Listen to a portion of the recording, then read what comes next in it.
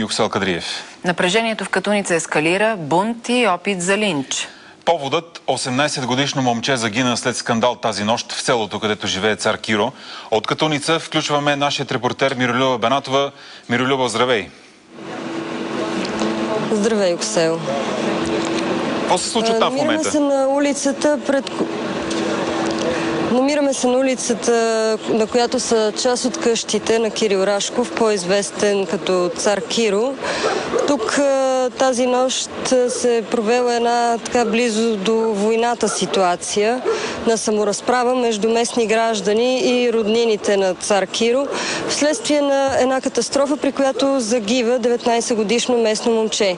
Оказва се, че тази катастрофа никак не е случайна. Тя е следствие на дългогодишен конфликт между роднини на цар Киро и Веселин Христов от Катуница. Снощи Веселин Христов заедно с негов приятел, който всъщност е бащата на 19-годишното момче, се засичат с роднини на цар Киро, които се возят в бус, и според свидетелство на очевидци, хората от буса абсолютно нарочно прегазват момчето пред очите на баща му. Сега ви предлагам да видите повече в репортажа, който подготвихме с Светослав Иванов и с колегите от Пловдив, и след това още факти от тук.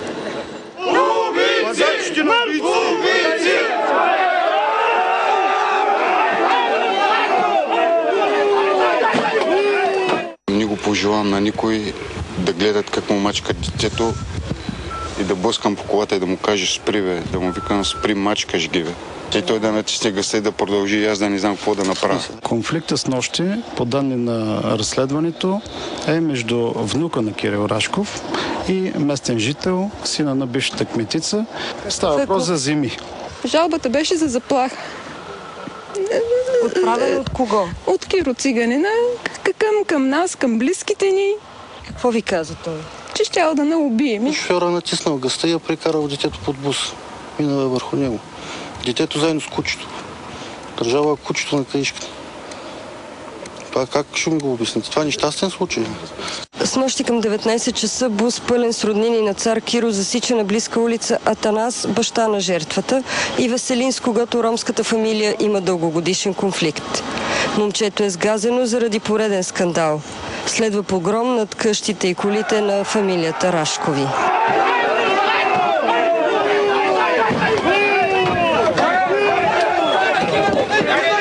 Какъв е този бизнесмен? Ето виж колата му. Виж колата му. Кой се е подписал? Това е корупция. Пропуск за общинска полиция. В деня на инцидента Веселин Христов, близък на семейството на жертвата, е пуснал жалба за заплаха. Ден по-рано Веселин, заедно с други хора от селото, вдига скандал пред къщата на цар Киро заради инцидент с деца, който се е случил преди 20 дни, разказват местни полицаи. И понеже ги познаваме, значи ние сме втори район, познаваме едните и другите. Вчера сме разговаряли с едните и с другите и така беше мнението, че няма да стане. Днес конфликта ескалира в палежи на коли и погром на ромски къщи. Един от приятелите на починалия също умира, тъй като е с операция на сърцето. Добре, спокойно!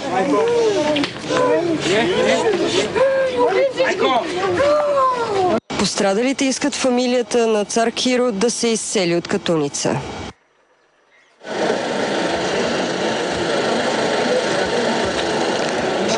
Това, което знаем, е, че има 6 задържани заради инцидента от вчера. 4 са от буса, който е сгазил момчето. Други 2 са от друг автомобил, с който също е газил хора. Има 2 пострадали младежи и 3 полицаи, които са с счупени ръце. Най-важният участник в трагедията от снощи, шофьора на буса, който е криминално проявен, все още се издирва. Виждате, че тук около нас има изключително засилено полицейско присъствие, защото се знае, че граждани на Катуница, както и граждани от Пловдив, имат намерение да дойдат тук и да продължат своите протести и може би вероятно все още искат саморазправа или най-малкото погром над къщите, които са зад мен. Знаем, че семейството на жертвата и близките на това семейство твърдят, че полицията с години е нехаяла за техни жалби, а от своя страна от полицията в Пловдив казаха, че ще търсят изход от ситуацията в понеделник, за когато е насрочена специална среща с инициативен комитет от близките на жертвата, които, както вече знаете, искат семейството на Кирил Рашков, по-известен като цар Киро, да бъде изселен от Катуница. Утре тук в 3 часа е насрочено погребението на младежа сгазен при инцидента с нощи и се предполага, че полицията ще продължи да бъде тук до разрешаване на конфликта. Това от нас, от Катуница. Благодарим ти, Миролюба Бенатова, директно от село Катуница, за безредиците там. Полицията ще остане в района, докато е необходимо, гарантира министърът на вътрешните работи Цветан Цветанов.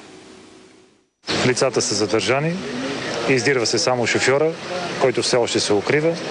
Микробусът беше укрит в Столипиново и се надявам, че с присъствието, което в момента е доста по-осезаемо, ще предотвратим тежки последствия, които са за регион. Сами разбирате, че няма как Министерство на вътрешните работи да изселва дадени хора. Смятам, че трябва компетентните органи да си свършат своята работа и това, което е важно, действително да се положат максимални усилия напрежението да бъде неутрализирано. ВМРО се опита да вкара напрежението в Катуница в политическа употреба и организира протест пред сградата на полицията в Пловдив. Охраняващите полицаи бяха повече от 10 протестиращи. Полицията беше отцепила с метални заграждения подстъпите към сградата. Младежи издигнаха плакати с надписи, които открито изразяваха недоволство, че полицията хвърля излишен ресурс да охранява Кирил Рашков. Министър-председателят Бойко Борисов предупреди да не се политизира случая в Катуница, защото е опасно. Според него това е криминален случай, а партиите и политиците не трябва да провокират политически коментари и действия, защото това би довело до допълнително напрежение. През 2002 подобно силно напрежение възникна във видинската ромска махала. Сблъсък между два клана доведе до 2 убийства, а едната фамилия Зрънкови беше изселена от квартала. И тогава над 300 полицаи се грижаха за реда. Ще ви припомним историята с част от филма на Миролюба Бенатова.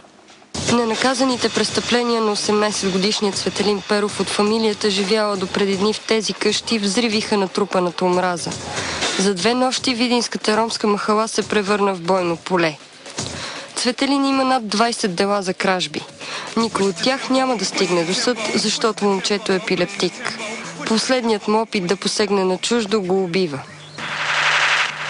Цветелин разбива един от магазините на другата силна фамилия.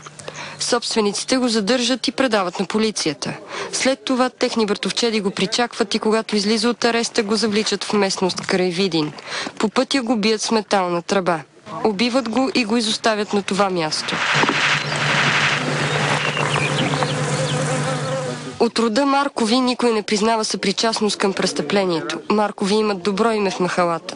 Казват, че се занимават с бизнес. Нямат криминални прояви и срещу тях в полицията няма жалби. Въпреки това, братовчедите са арестувани за убийството. Тогава започва войната. Георги Марков е съсечен с брадва пред къщата на Цветелин. Умира по пътя за болницата. Не е ясно кой го убил, защото е пострадал в меле. 2 от братята на Цветелин са задържани за касапницата. Полицията е виновна, защото ако полицията беше върдила и вземала от техните оръжия, нямаше децата да ни са простреляни. Вие не вярвате, че полицията може да ви даде справедливост? Не. Хората казват, така по-простичко да се израза, казват, че са рекетирани, че са изнудвани, че са жертва на лихварство в огромни размери, че някои от тях дори са бити. Имате ли такива жалби? Първоначално са постъпвали такива жалби, но в последствие всички подали такива жалби са се отказвали. Това за вас в полицията не е ли знак, че се случва нещо нередно? Многобройни знаци има навсякъде, че случват нередни неща, въпрос на доказване.